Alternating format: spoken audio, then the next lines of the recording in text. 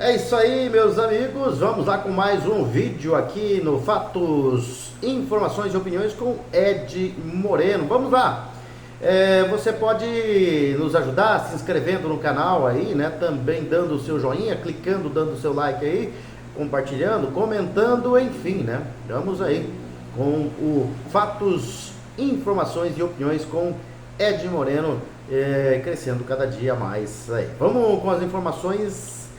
Dizendo e noticiando a matéria divulgada pelo MediaMax na terça-feira, dia 11, matéria assinada por Marcos Moura no site mediamax.ol.com.br, né? No link transparência deles ali, né? Tem a seguinte matéria, traz o seguinte título: Prefeitura de Ponta Porã abre crédito suplementar de R$1 milhão no orçamento. A Prefeitura de Ponta Porã, distante 312 quilômetros de Campo Grande, diz o início da matéria, abriu um crédito suplementar no orçamento de R$1.032.000, conforme publicação no Diário Oficial do município de terça-feira. Quem acompanha, né, o Diário Oficial pode ver essas coisas. Algumas coisas as pessoas acabam não entendendo, mas tem muita coisa aí, quem acompanhar vai saber, né? De acordo com o documento que foi publicado no Diário Oficial, a suplementação tem como objetivo reforçar a dotação orçamentária consignada no orçamento vigente. Os recursos serão realocados dentro da Secretaria Municipal de Obras e Urbanismo para o desenvolvimento e manutenção do sistema municipal, além de investimento nas áreas de esporte e lazer. É o que diz, né? O que é o crédito suplementar, né? Um tipo de crédito adicional, mais dinheiro, né? Que pode ser concedido a uma prefeitura para reforçar o orçamento, né? É uma autorização de despesas que não estão previstas, né? Que não estão, ou que o município pode considerar como insuficientes, né? Para o orçamento durante o ano. Pode ser autorizado por lei, né? E aberto por decreto do Poder Executivo, ou seja, do prefeito, né? E a gente precisa lembrar, né, que o orçamento do município aumentou, né, significativamente no final do ano passado, aprovado pela Câmara Municipal de Ponta Porã, né? E foi aprovada em dezembro de 2024 quase R$1 bilhão para a prefeitura, para o Poder Executivo do município, né? Em 2024 o orçamento do município, né, era de R$749 milhões. E aí houve esse significativo acréscimo de 33%. Fazendo uma conta aqui, dá o quê? 247 milhões 170 mil reais a mais, né? E aí o orçamento, né, o orçamento do município iria para 996 milhões 170 mil reais, quase R$1 bilhão. Esse é o orçamento do município, que agora pede aí um suplemento, né? Um suplemento a mais, né? Um crédito suplementar. Adiciona mais aí porque nós estamos sem dinheiro. Vamos ver, né? Se esse dinheiro vai ser bem gasto ou não, porque de altos salários, prefeitura, vice-prefeito, secretário, Ponta Porã tá cheio, né? De alto salário, muito, né? Agora o trabalho, é que eu disse esses dias atrás, né? Salários de leão, trabalhos de gatinho, né? Muito salário para pouco trabalho, para pouco retorno para a população. Indo para a parte nacional e internacional, mas que internacional e que interessa diretamente ao Brasil. Ontem eu comentava sobre isso aí, em relação à fraude eleitoral de 2022, que todos nós sabemos que teve, né? Só quem é do sistema ou quem tem o seu viés de esquerda que não acredita, né? Acredita piamente na conversinha, né? Naquela conversa para boi dormir de que o sistema eleitoral é inviolável no Brasil, né? O bilionário, Elon Musk, ou Elon Musk, como muitos chamam, afirmou em sua conta no X, o antigo Twitter, ou no X, se você quiser falar inglês, né? Que a administração de Joe Biden financiou a vitória de Luiz Inácio Lula da Silva do PT contra o ex-presidente Jair Bolsonaro do PL nas eleições de 2022, né? Para surpresa de ninguém. A declaração foi dada em resposta ao senador republicano Mike Lee, que se encontrou na quarta-feira, ontem, né, dia 12, com o deputado federal Eduardo Bolsonaro, do PL do estado de São Paulo. E se o governo dos Estados Unidos tivesse financiado a derrota de Bolsonaro por Lula, isso te incomodaria? Escreveu Lee em seu post no Twitter, no antigo Twitter, no X. Eu ficaria lívido. Quem está nessa? Quem está comigo nessa? Completou ele, né? A mensagem foi publicada em resposta a uma página de direita bloqueada pela justiça brasileira, né? O perfil em questão reproduziu a informação de que o Biden financiou a fraude eleitoral contra Bolsonaro no Brasil, e a partir da Agência dos Estados Unidos para o Desenvolvimento Internacional, a USAID, em referência à Agência Norte-Americana de Ajuda Estrangeira. Musk então respondeu ao senador: bem, o Deep State dos Estados Unidos fez exatamente isso, ou seja, bancou a fraude no Brasil, né? O termo em inglês, Deep State, usado pelo bilionário, é comumente empregado para alegar a existência de um governo paralelo que operaria independentemente dos governantes eleitos, né? E o posicionamento de Elon Musk, que chefia o Departamento de Eficiência Governamental do Donald Trump, ocorre 2 dias depois de o deputado federal Eduardo Bolsonaro, do PL do estado de São Paulo, desembarcar em Washington, D.C., para se encontrar com congressistas aliados de Trump. Um dos exemplos citados para alegar interferências externas na eleição é a participação do Tribunal Superior Eleitoral em um estudo internacional contra fake news financiado por um programa da USAID. Desinformação, né? E ainda houve aí um intercâmbio entre o tribunal e ONGs, né, que atuavam no combate àquela que eles chamavam de desinformação, e receberam gordos, né, recursos aí da agência, né, generosos recursos da agência, né, USAID, para fraudar as eleições aqui no Brasil. E a gente sabe como é que o TSE agiu nas eleições de 2022. Tudo era permitido para o governo ladrão aí, que está no poder aí, né? E nada, mas absolutamente nada podia fazer, né, a campanha do Bolsonaro. A gente sabe como é que funcionou. E no ano passado, Musk já havia dito que Lula perderia a eleição em 2026, né, já numa briga aí pessoal, e declarou guerra ao ministro do Supremo Tribunal Federal, o Alexandre de Moraes, o Xandão, né? O motivo foi a ordem da Corte Brasileira para a derrubada de perfis no X e no âmbito de inquéritos contra Bolsonaro, além da suspensão temporária da plataforma no Brasil. É aquela coisa, né? Uma coisa é você, brasileiro, nós brasileiros aqui, falarmos em fraude eleitoral, né? Na época pós-eleição, se nós falássemos em fraude, vídeos, postagens no Instagram, no Facebook, ou outras plataformas eram imediatamente suspensas, né? E o post era automaticamente retirado do ar, e o autor dos posts às vezes acabava ganhando uma suspensão aí temporária de 24 horas, uma semana, um mês, né, dependendo da situação. Quantos, né, perfis não foram bloqueados porque falaram em fraude eleitoral no Brasil? Os vídeos eram derrubados nas plataformas, né, se você usasse a palavra fraude, né? Então era tudo proibido no Brasil. Você não podia criticar o sistema eleitoral, você estava cometendo um crime. Você não pode criticar o governo, você está cometendo um crime. Se é um crime de opinião que nunca existiu no Brasil, né? Inventou o TSE, o Extremo Tribunal Federal, né, o STF, e o TSE na época, eles inventaram o crime de opinião, né? Eu repito de novo, é crime sim você criticar o governo, é crime você criticar o sistema judiciário do país, é crime, mas é crime nos países de ditadura, lá na Venezuela, em Cuba, na Coreia do Norte, na Nicarágua, né? Aí sim é proibido você criticar o sistema judiciário e também o governo, né? Num país democrático isso não é crime nunca, né? Você pode responder por algum excesso aí, mas pegar uma prisão, por exemplo, de 14, 17 anos ser exilado, ter que fugir do país por causa de opinião contra o governo, opinião contra o sistema eleitoral, que é o mais duvidoso de todo o sistema eleitoral do planeta, que é o nosso sistema eleitoral, né? E voltando ao assunto de Musk e Trump, uma coisa é nós falarmos, né?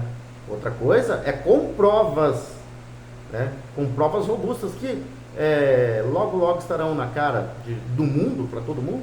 Essa informação do Musk já rodou o mundo, né? Já tem manchetes nos jornais e sites e plataformas, né? Pelo mundo aí. Mas Trump e Musk falando, né, da fraude eleitoral no Brasil é outra história, né? Não é a mesma coisa de eu aqui no vídeo, no Fatos, Informações e Opiniões, falar que houve fraude, dos jornalistas no Brasil falarem que houve fraude, né? É bem diferente do Donald Trump e do Elon Musk falar. E ainda mostrar as provas que eles dizem ter, né? Que eles vão ter. Aliás, não precisa mais nem falar em provas, porque elas estão aí, né? Evidenciadas por todos os lugares, principalmente depois dessa agência norte-americana, a USAID, né? Está financiando aí várias situações contra governos de direita, né? De direita pelo mundo. Então não é novidade nenhuma para nós que a eleição foi fraude. O problema era o nosso sistema eleitoral, o nosso sistema judiciário aceitar isso, porque a verdade da fraude foi esfregada na cara do sistema judiciário nosso, do TSE, só que eles simplesmente ignoraram, eles estavam pagos para isso, e eles estavam amparados para defender a tese de que o sistema eleitoral do Brasil não é intransponível, né? É inviolável, não tem fraude, ele não tem riscos de fraude, né? Ele é imune à fraude. Na verdade não é, todos nós sabemos que não, né? E agora a coisa pode mudar, né? Para quem sempre falou aí que nada vai acontecer, que não ia acontecer, que o Trump nem ligaria para o Brasil, para a situação eleitoral do Brasil, já caiu do cavalo, né? Porque muita coisa vai mudar. É o que eu disse antes do Trump assumir. Os ventos do norte vão soprar, e vão soprar muito forte no sul, e já começaram a soprar.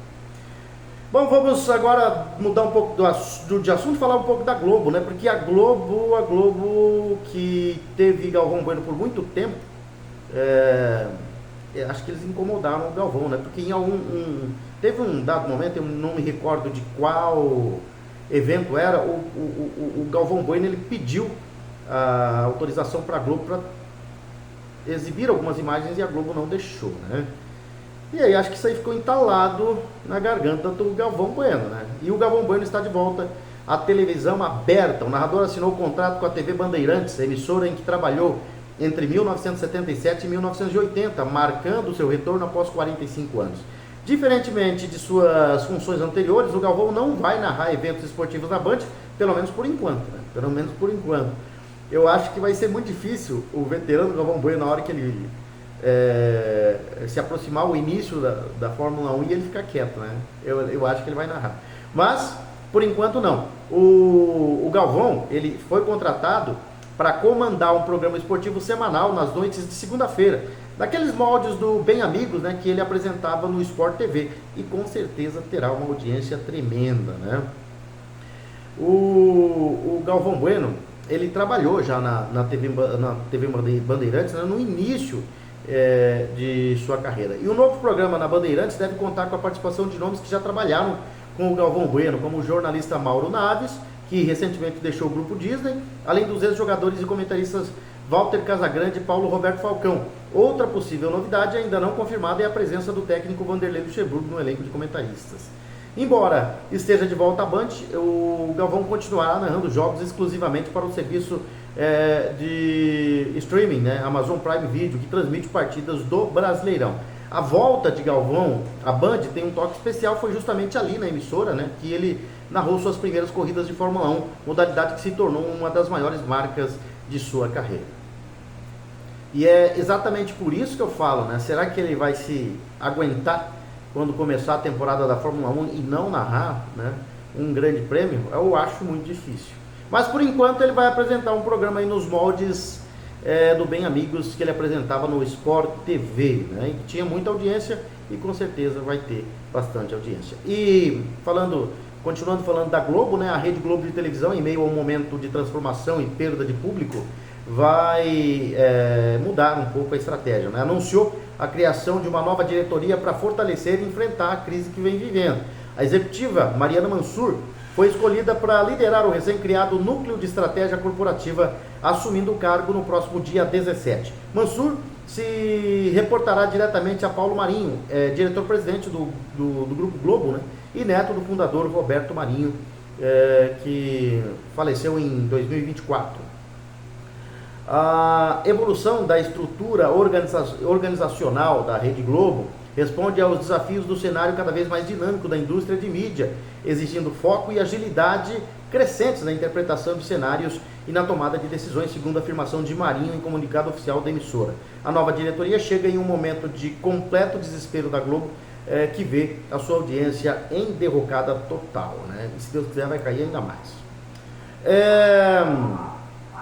Vamos lá, continuando com o Lula hoje, né? O Lula tem que deixar de falar, porque ele fala e as coisas vão acontecendo aí, cada bobagem que fala, né? A cada discurso é uma bobagem, né? Hoje o presidente soltou mais uma de suas pérolas, né? O Lula, ele se acha um ser superior a tudo, né? Por isso ele imagina que pode humilhar uma senhora de idade avançada, né? Sem dentes, né? Por causa da situação. E publicamente com o microfone nas mãos e esbanjando sorriso, Lula disse o seguinte para uma pobre mulher: como você é uma senhora de 50 anos, você já não tem vergonha. Você abre a boca, fala e não tem vergonha. Mas não é correto. A mulher, identificada como Maria Jane Costa Campo, havia subido no palanque para receber as chaves da nova residência, mas teve a fala interrompida por Lula, que fez a observação sobre a falta de dentes da senhora. Mas o incorreto mesmo, né? O incorreto é não roubar, né? Como esse governo tem feito aí. Só que para eles, isso, você falar em corrupção, eles não estão nem preocupados com o que nós falamos aqui sobre a corrupção que eles estão exercendo no Brasil.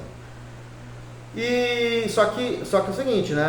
A casa começa a cair, mesmo que lentamente, mas começa a cair. Ele só está começando o terceiro ano de mandato dele, né? E a coisa está muito feia.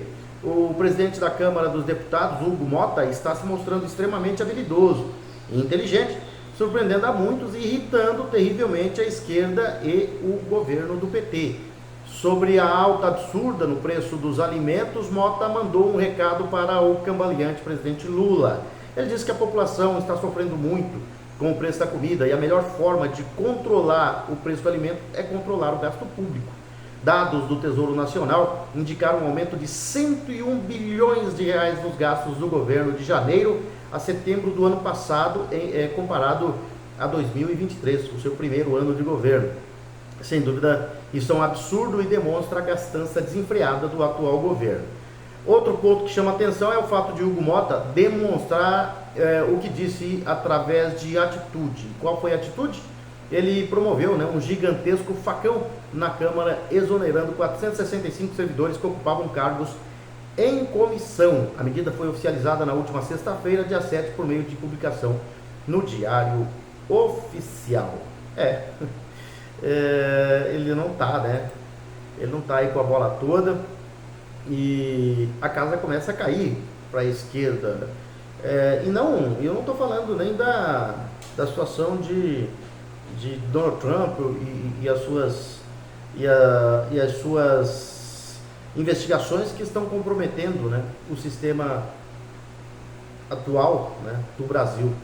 Mas eu tô dizendo aí do próprio governo, né, que tem só cometido erros, deixando a população pobre mais miserável ainda, né, e quebrando o país. Então a situação está difícil. Começa a cair a casa desse governo nesse início de terceiro ano de mandato.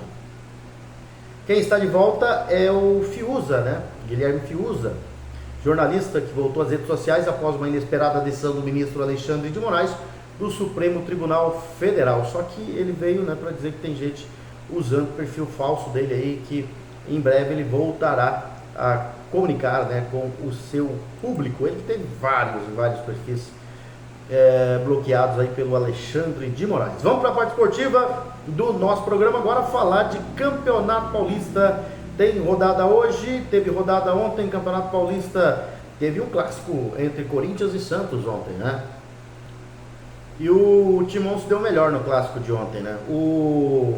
Nós tivemos jogos um jogo na terça-feira, né?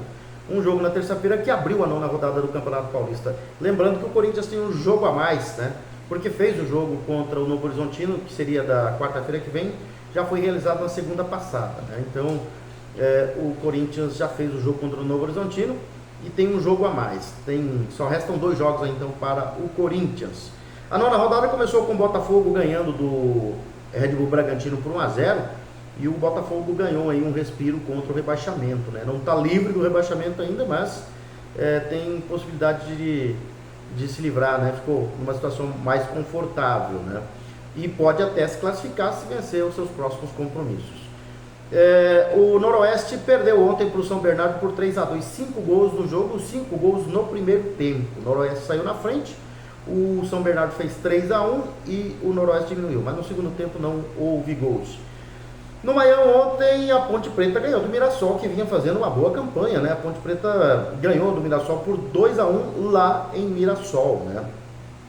Água Santa e Portuguesa empataram em 0-0 lá em Diadema. E no clássico da Neoquímica Arena, o último jogo da noite, o Corinthians ganhou do Santos por 2-1, em uma noite de recorde de público na Neoquímica Arena, e que o Neymar jogou, né? Voltou a jogar um clássico jogando contra o Corinthians. Aí o Corinthians venceu por 2-1, né? Coitado Neymar. Neymar tem suas habilidades, ainda não está em condições físicas boas, mas ele dá para ver no jogo, né? Nota-se que ele é diferenciado. E o time do Santos, infelizmente, por enquanto não corresponde, né? Vamos ver se mais para frente o Santos consegue se acertar. Porque ontem foi claro, né, que o Neymar é um jogador fora do nível dos nossos atuais, né?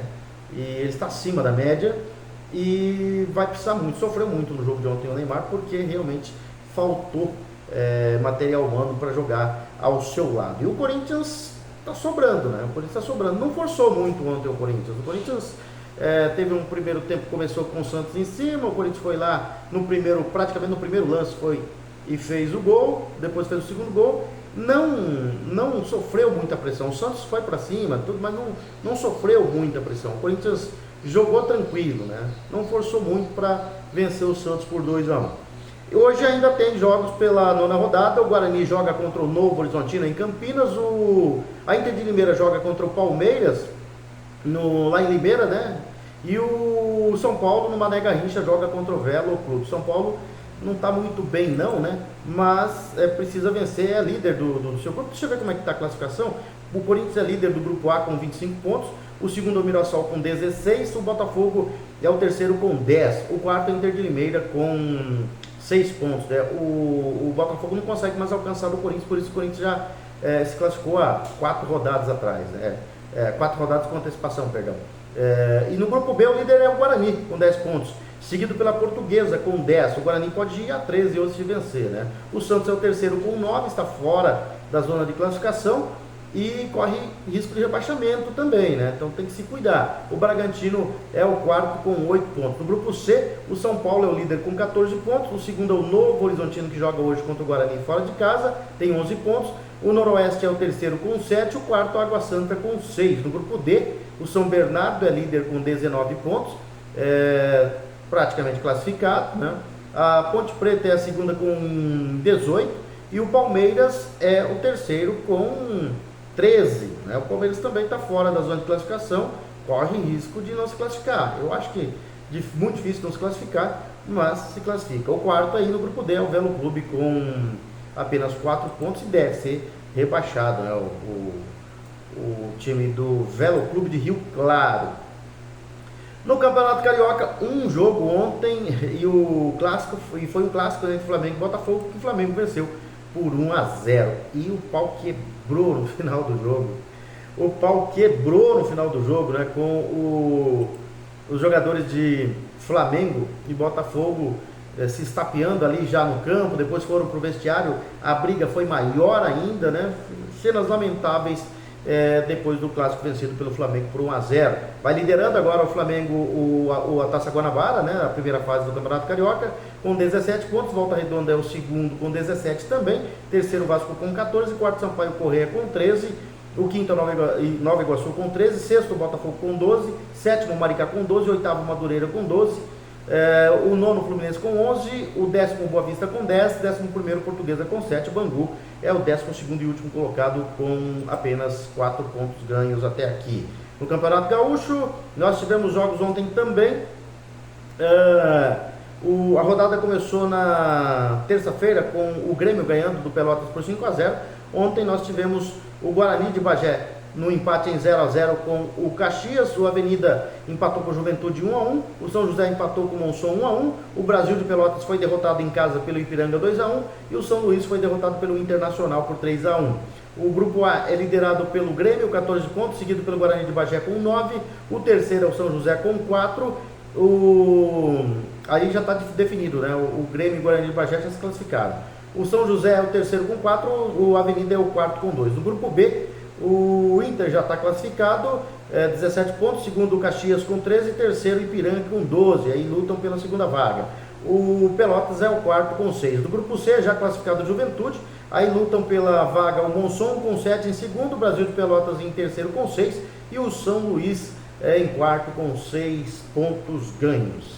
Pois é, são essas as informações. Nós voltaremos, se Deus quiser, com mais informações amanhã. E você pode nos ajudar aí clicando, deixando o seu like, clicando no joinha, compartilhando, comentando, né, o nosso vídeo Fatos, Informações e Opiniões com Ed Moreno. Um grande abraço a todos, fiquem com Deus e até amanhã com mais informações.